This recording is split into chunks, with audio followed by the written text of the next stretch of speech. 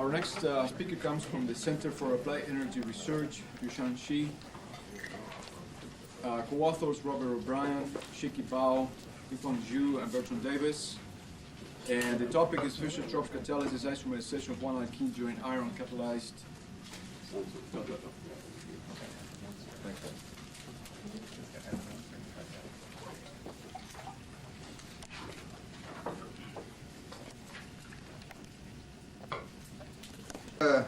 Catalytic reaction conditions, the double bond migration of one alkene have proposed two different mechanisms. One mechanism is called metal ion addition elimination mechanism. By this mechanism, actually this is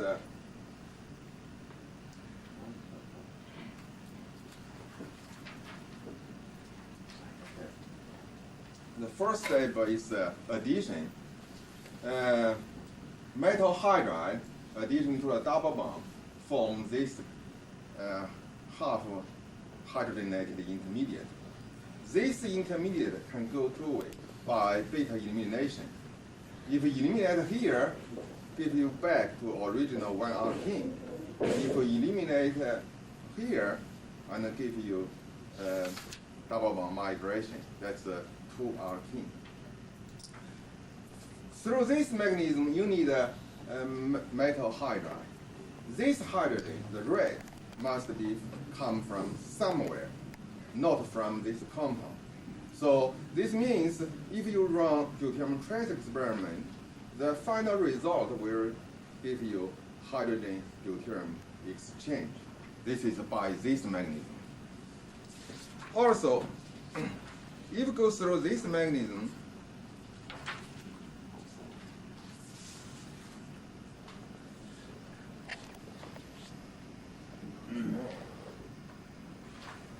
the transition state for the cis is much more stable than trans.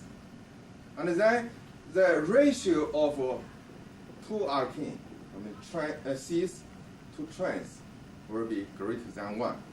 But this is not in general, not always. If isomerization of one alkene goes through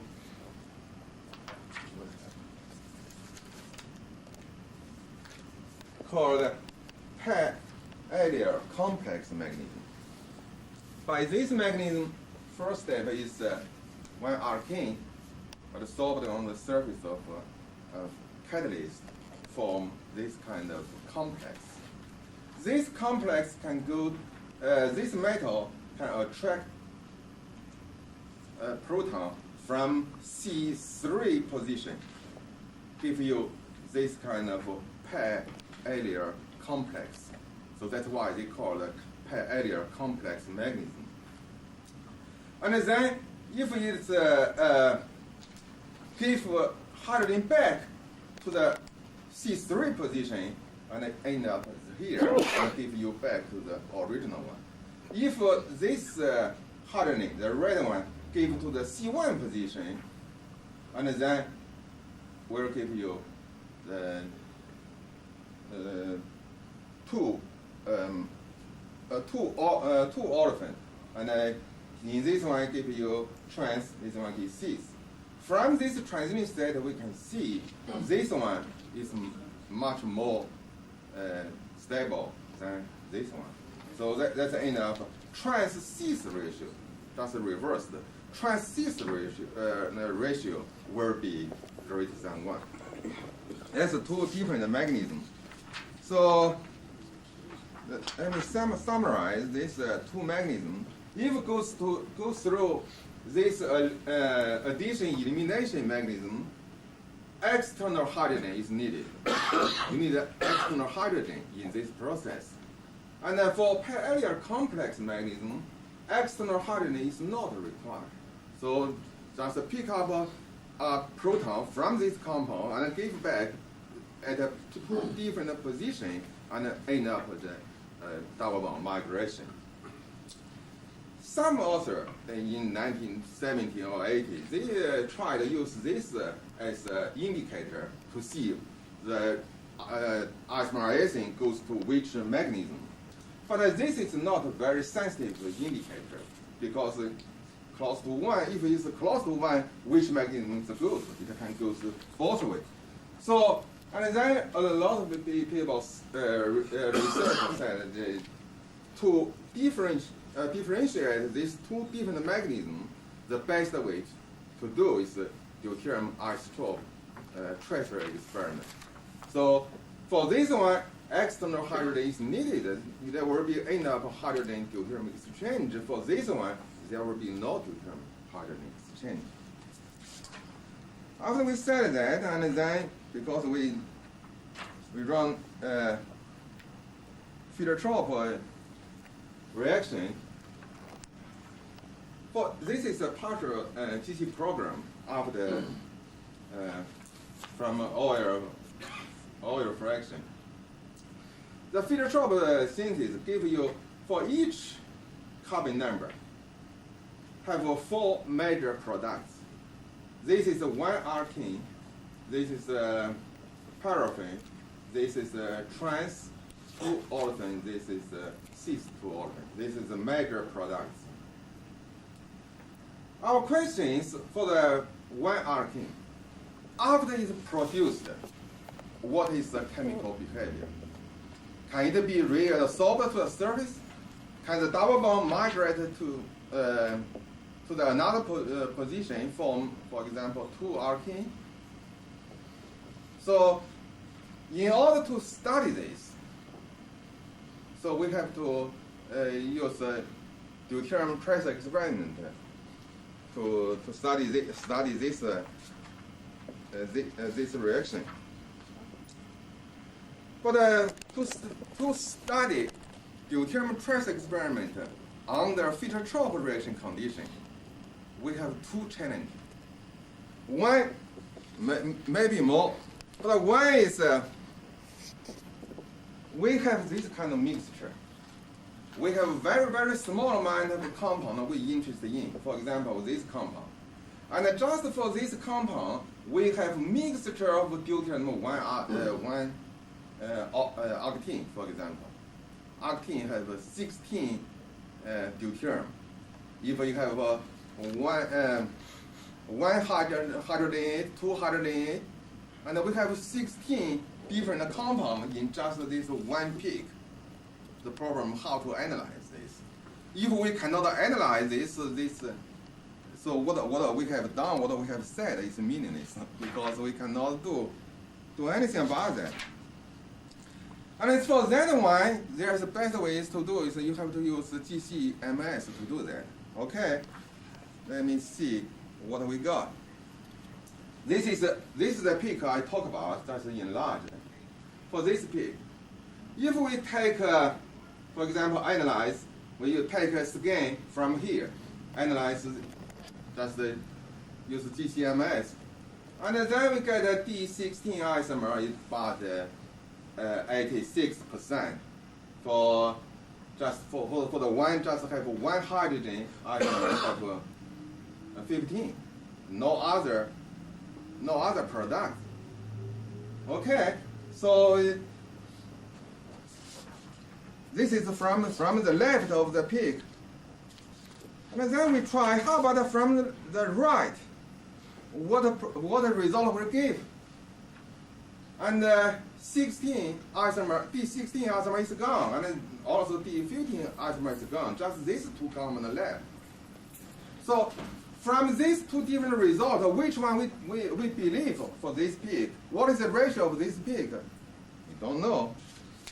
And then we tried another one, just in the middle. And then tell you different story. For the D16, we have 15%, and for the one hydrogen isomer, they have a 53. We have this kind of ratio. And then the question is, which one is correct? In fact, none is correct. All are wrong. So what's wrong with this? And then we realize we have this kind of total ion chromatogram. What we got here is 16. Even though this is a total just one peak, one broad peak, one not symmetrical peak. But for 16 isomer, the black is this in the front. But for the H4 isomer is here. This is called deuterium isotope effect, inverse isotope effect of deuterated compound on chromatogram. Not just GC, also in liquid in HPLC. So we know if the compound they differ by 3 atoms. If one is have 3 more deuterium than another, on the GC we can totally completely separate these 2 compounds. In that case, it's okay. We can just use regular GC to analyze this compound. But if just differ by 1 molecule, this is D16, D15, D14, D13, D12. Just 1, we cannot separate under this condition. But they do enriched for the deuterated compound, enriched in the front, for the hydrogen-containing compound, enriched in the back of this peak. And then from this, we immediately know why it's wrong. You just use one skin. If you take a skin here, so just this D16, D15 isomer included. You take here another. You have to have different skin. You have different ratio of this compound. So the correct way to analyze this is you use total area of each peak, and then summarize this, and you get the ratio. That's the correct one. So this is the first challenge of this project, and we solved this. The second challenge for this project is maybe we can do that maybe we cannot. That is, there any deuterium hydrogen exchange on the phytotropic reaction condition? If there is a totally deuterium hydrogen exchange, because we use hydrogen, we generate a lot of hydrogen-containing compound. You put a little bit deuterium compound in there, and they completely exchanged. So the result is, you don't know what it is. If it's that case, and that's the end of this story. And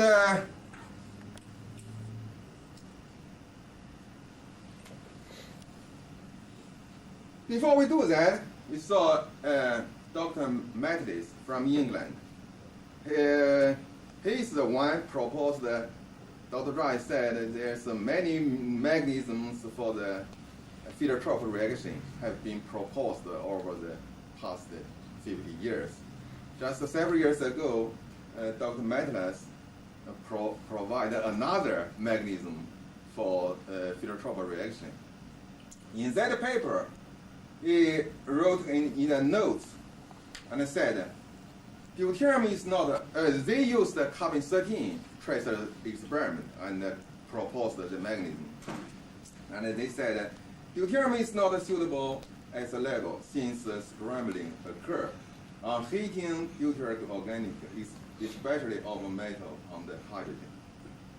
So the deuterium tracer experiment on the phytotropic reaction condition exactly fits this experiment. Metal, that is ion catalyst, and heating 270 degrees C. That's pretty high. Also, we have high pressure. So this means we cannot do that. But after we also from our experience, and also we checked the literature, Dr. Mattis' statement is correct in most cases, but it's not correct always. There is some exception. For example, we have run this reaction. This catalyst, palladium on silicon, and the temperature is 42, it's very high. And we heat this, a mixture of Alkene D18 and methyl cyclohexane D0. This is a deuterium containing compound, this hydrogen containing compound. We heat it on a catalytic condition. We see this is this number of deuterium, this is octane, so the exchange is very, very little. Just D1, we don't know, it's maybe from static compound. But this is methyl cyclohexane, also is very, very little. We conclude that there's no deuterium hydrogen exchange on this condition. So also from other group, they studied on this condition at 150 degrees C, and it's a very high pressure. They used the deuterium and benzene, and the result is less than 5% of deuterium in benzene D6 was exchanged after 75 minutes, even though the conversion is 88%. So metallized statement is not always true, and this is encouraged. And then lead us to see, is there any deuterium exchange under Fischer-Tropsch condition? So first, we have able to do that, and then goes to another. We run this reaction with the iron catalyst. Temperature is 270 and 180 psi. While we run the deuterium normal Fischer-Tropsch synthesis, and I put a mixture of this deuterated paraffin into this reactor during 5 hour period. At the end of the period, we get the product. We analyze this 5 compounds to see if there are any exchange. That's a result. That's before reaction. For octane D18, deuterium percentage 99.6%. After reaction, exactly same. No name, decane, pan-decane. I think that's enough from C8 to C15. So we can conclude for the paraffin, there is no deuterium hydrogen exchange at all. And because for compound it's not 100% pure, there is a little bit of hydrogen hydrogen containing isomer in it. We also check the distribution. For octane, they do have about 8 or 10% of H1 compound in it. This is before reaction, this is after reaction. The deuterium distribution is exactly the same. Let me give you another example. This is pentadecane, deuterated pentadecane. But they're supposed to give us D32 compound, but in fact the D32 just less than 30%. That's what they made. You see, the deuterium distribution is exactly same, or within experimental error. This leads us to conclude that there is no deuterium hydrogen exchange on a Fischer-Tropsch condition for paraffin. And then it is reasonable to assume, because our purpose is not a paraffin, our purpose is olefin. We can assume there will be no deuterium hydrogen exchange in C4 and above position, because this the proton or deuterium on this carbon will be more likely similar to the paraffin. Paraffin, no deuterium hydrogen exchange. For this part, will be no hydrogen deuterium exchange. For this part, from C1 to C3, if it goes to mechanism by pair-allele complex mechanism, there will be no deuterium hydrogen exchange in here, because no external hydrogen is needed. But if it goes to metal ion hydride addition elimination mechanism, the deuterium hydrogen exchange will occur in C1 to C3 position. Also, the maximum deuterium or hydrogen exchanged must be 5. Most in the C1 and the C3 position, but some maybe in the C2. So the highest must be 5. If more than that, well, then that's another story. So that's our just assumption. So we have to go back to run this experiment. We use exact same condition as we run on using paraffin. This time we use 1-octane D16 as the tracer, and the same thing. And when they put this during 5-hour period, this reagent, and then analyze this. Also, we wait another day to see the sample. And for this one, the octane isomerized.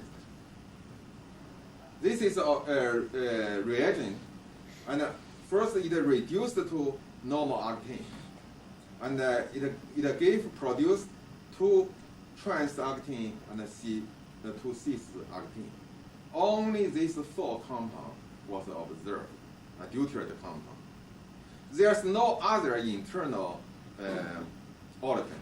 For example, there's no 3 octane or 4 octanes, and then no other C8 product. Also, for phytotrope synthesis, we're interested in this C3 region. In this region, no deuterium compound. So this means there's no cracking. So the C8 did not go to the C7. But in the C9 region, we have small amount of compound have containing, deuterium containing compound. That's too small, but it's significant. And this means that the alkene was reabsorbed on the surface, also regrows to the C9 hydrocarbon. That's agree with our carbon-14 experiment and other group of study. And then first we check the ratio of trans and cis. Okay. This after 5 hours on the stream, alkene is about 8%. Okay. 8% was reduced. We have trans and cis at about equal ratio, and for 24 hours on stream, it's about the same.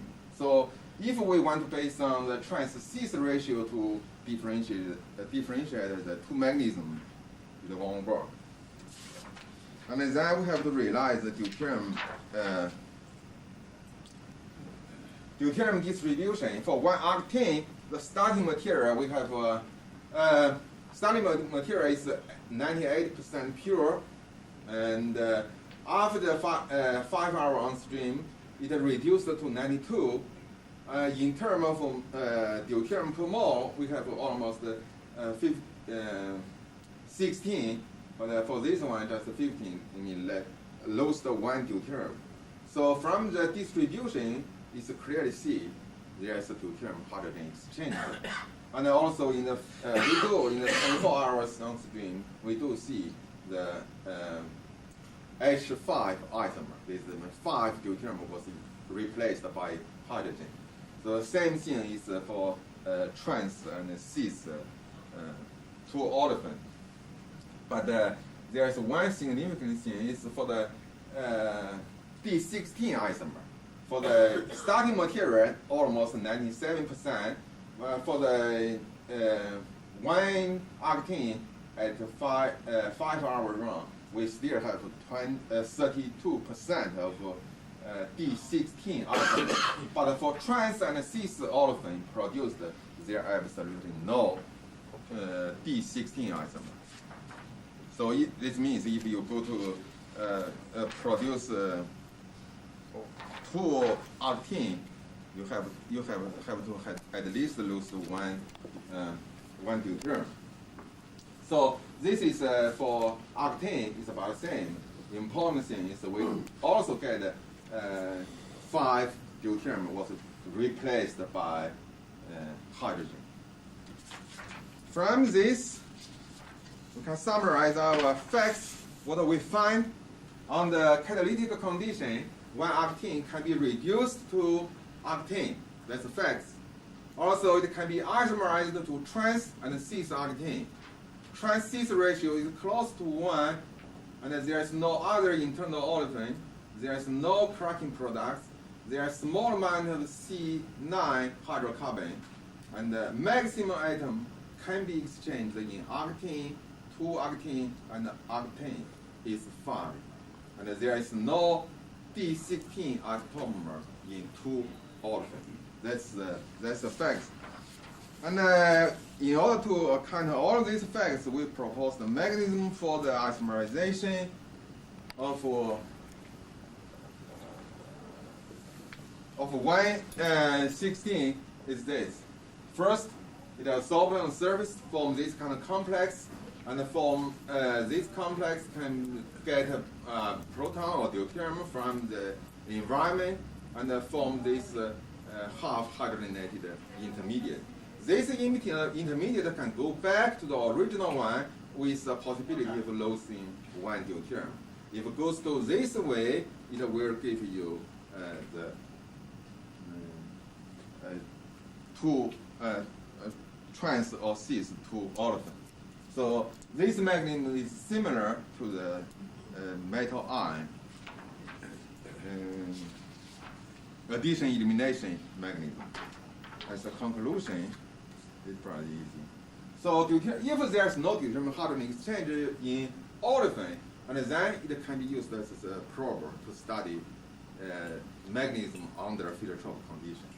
So, and then can be resolved on the surface, reduced, can isomerize, also can, and the mechanism for this process is similar to metal ion hydride addition elimination mechanism. The last conclusion is for any mechanism, if you want to propose a mechanism for phytotropic synthesis, it will be necessary to include in this part for the isomerization of 1-octane, because 1-octane is a major product of this process, and it do give you this kind of isomerization and reduction. It's better to include in this part. Thank you. There's time for one quick question. Okay. Did you raise your hand? No, okay. Obvious question, deuterium isotope effect. Do you see, if you have a deuterated starting product versus a proteated starting product, is there a different amount of double bond isomerization? You mean double bond? But just the isotope effect. If your mechanism involves hydride, breaking of hydride bond or transfer of hydride bond, does that translate into a deuterium isotope effect? Deuterium, yes, maybe, but we cannot conclude it. For example, if we go back to the original one, for the C1 position, we have after form the intermediate. In the C1 position, we have 2 deuterium. We have 1 hydrogen. If we go back, there is no isotope effect. Go back must be 33%. Give you the D16 isomer. But in fact, it's less than that. So this means there is an isotope effect. It's about 1.3. But I'm not. I just roughly calculated this, and I'm not very confident about this result. So from this, we can just see at least 33% go back. Thank you very much.